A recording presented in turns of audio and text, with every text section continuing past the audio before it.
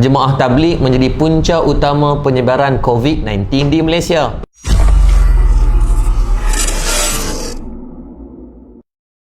Assalamualaikum warahmatullahi taala wabarakatuh. Saya Muhammad Yaakob Yusra bin Muhammad Yusof daripada Murtadul Awal Center. Tuan-tuan, mutakhir ni negara kita didatangkan dengan ujian COVID-19 dan ramai pula orang yang sekarang ni menghalalkan lensa kameranya kepada untuk menyalahkan golongan tabligh. Pertamanya kita faham dulu siapa itu tabligh. Tabligh adalah satu gerakan yang menyebarkan Islam yang diasaskan di antaranya yang dicetuskan idea oleh Maulana Ilyas Kandalawi rahimahullah taala pada tahun 1927.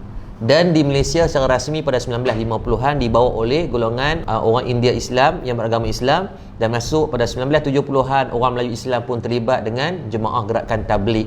Baik, yang pertama, adakah gerakan mereka salah? Tidak, kerana mereka adalah salah satu mengambil sifat daripada sifat Rasulullah sallallahu alaihi wasallam yang kita belajar sifat yang wajib ke atas Rasul, siddiq, amanah, fatanah dan juga tabligh. Tugas mereka menyebarkan Islam, dan berdasarkan data mereka dah mengislamkan jutaan orang dah sepanjang hampir 100 tahun ini.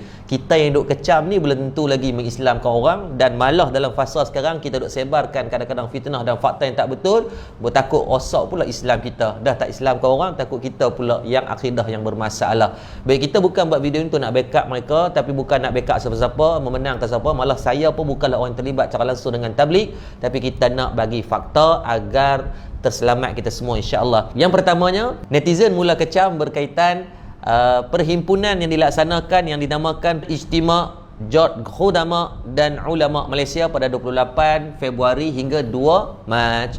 Maka yang pertamanya kena faham, pada perhimpunan dibuat pada 28 Februari belum diisytiharkan apa-apa berkaitan COVID-19 pada peringkat pandemik. WHO mula mengisytiharkan pada 11 Mac 2020. Maka perhimpunan ini in advance hampir 14 hari ataupun 13 hari lebih awal daripada pemakluman tersebut, dan ketika himpunan ini dibuat, KKM pun belum mengeluarkan apa-apa arahan untuk menghalang daripada himpunan-himpunan yang berbentuk macam ni. Dan untuk makluman semua juga, pada 28 hari bulan, hari yang sama himpunan Ijtima' Seri Petaling ini berlakunya juga perlawanan bola di antara Piala Sumbangsih JDT menentang dengan Kedah. Walaupun Kedah kalah, saya sedih tuan sebab saya orang Kedah. Tapi still perlawanan tu lebih ramai jumlah yang berhimpun daripada Seri Petaling. Dalam masa yang sama, kalau tuan perasan, ketika 28 Februari berlakunya langkah Hotel Sheraton daripada kalangan orang politik, still ada perhimpunan media berhimpun beribu orang ketika tu.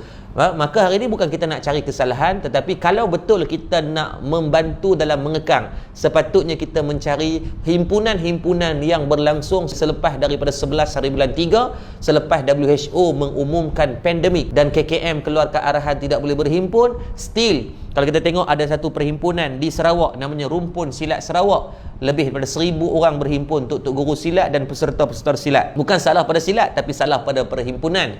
Walaupun hang untuk guru silat, hang Muay Thai, hang ustaz, kalau COVID ni diserang, dia akan serang. Dia tak kira 3 line, 7 line pun dia sapu. Yang kedua, berlaku satu perhimpunan di Teluk Bahang. Satu sambutan keagamaan disebut dengan Masi Magem di Teluk Bahang menghimpunkan hampir 30,000 orang. Maka hari ini bukan kita nak cari kesalahan, tetapi kita nak bercerita tentang fakta, bukan kita nak menyalahkan pihak-pihak tertentu. Maka kalau kita tengok daripada fakta, kenapa bermulanya wabak COVID-19 hari ini agak teruk. 17 hari bulan naik sampai sehinggakan 95 hari bulan, 18 80, 19 hari bulan 63, dan kemarin 48 orang.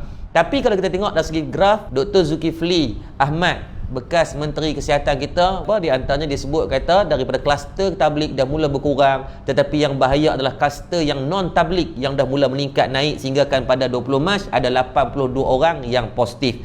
Dan kalau kita tengok bagaimana daripada pihak Syura Markas Dakwah Tabligh Seri Petaling dan daripada kalangan ustaz-ustaz yang terlibat dengan tabligh pun, mereka dah sedaya upaya. Saya tengok macam mana Al-Fadhil Maulana Mansur, mudir kepada Madrasah Seri Petaling, buat video berkali-kali minta agar semua datang buat saringan yang terlibat. Ustaz Abid Liu, Ustaz Farhan Da'i, Ustaz Maulana Helmi, mereka ni sedaya upaya dah usahakan. Dan kalau kita tengok data yang dikeluarkan oleh KKM pada 19 hari bulan 2020, 12 tengah malam, daripada 10,650 yang terlibat, 10,553 telah pun buat saringan. Yang tinggal cuma kurang daripada 1% sahaja kalau mengikut daripada data daripada KKM ini. Maka sekarang bukan ruang untuk kita nak mengecam, tapi ruang kita nak cari titik persamaan untuk kita selesaikan masalah. Sebab kalau tuan-tuan kita tengok dengan ruang ini banyak berlakunya penyebaran fitnah yang tidak betul, seperti mana mereka viralkan kemarin dulu satu kes dibacuk, katanya seorang tabligh tidak mahu bagi kerjasama. Saya ambil gambar confident, gambar seketui besar gambar orang. Tapi kemarin secara rasminya pada 21 hari bulan KKM keluarkan di harian Metro berkaitan penafian, kata dia tak bagi kerjasama. Malah dia kata KKM memaklumkan, kata dia bagi kerjasama yang sangat baik. Yang kedua, hari yang sama pada 19 hari bulan disebarkan satu berita, katanya jemaah-jemaah tabligh yang disaring di Hospital Ipoh, mereka berjalan di antara katil ke katil untuk sebarkan dakwah. Bila ditanya balik kepada doktor yang terlibat, doktor tu maklumkan mana tak masuk akal, tak logik, dan itulah tidak benar disebabkan peserta-peserta saringan COVID-19 maka diasingkan daripada klinik, daripada orang-orang pesakit-pesakit biasa. Saya tidak pasti siapa yang rajin sangat duk menambah dosa dan bagi orang buat dosa yang sama. Jadi tolong hampir 50,000 orang yang dah sebarkan, lebih daripada 100,000 orang yang kecam. Maka tuan-tuan, cukuplah daripada kita nak menambah dosa sedangkan pahala kita tak tahu mana. Konklusinya hari ini tuan-tuan, daripada kita nak menambah kebencian, menambah derita, menambah sakit kepala orang, lebih baik kita mencari jalan penyelesaian yang terbaik agar semua menyebarkan rahmat dan kasih sayang daripada menyebarkan kemarahan orang ramai. Berimanlah dengan satu hadis Nabi SAW, la yu'minu ahadukum hatta yuhibba li akhihi ma yuhibbu li nafsihi au kama qala, rawahu Imam Bukhari dan Muslim. Nabi kata tidak beriman seorang itu selagi mereka tak kasih saudaranya seperti dia berkasihi diri dia sendiri. Jadi kita kasih saudara sahabat-sahabat kita. Saya yakin kita duduk ambil sebagai muhasabah fasa wabak ini, kita berapa banyak kita dah baca Quran, berapa ramai telah kita Islamkan, berapa ramai yang telah kita solat jemaah, berapa kali kita telah berpuasa sunat, sangat sedikit. Maka ingat, virus yang lebih bahaya daripada corona adalah virus menyebarkan fitnah, virus tidak tabayyun daripada berita yang kita sebarkan. Selamat beramal, wabillahi taufik. Assalamualaikum warahmatullahi taala wabarakatuh.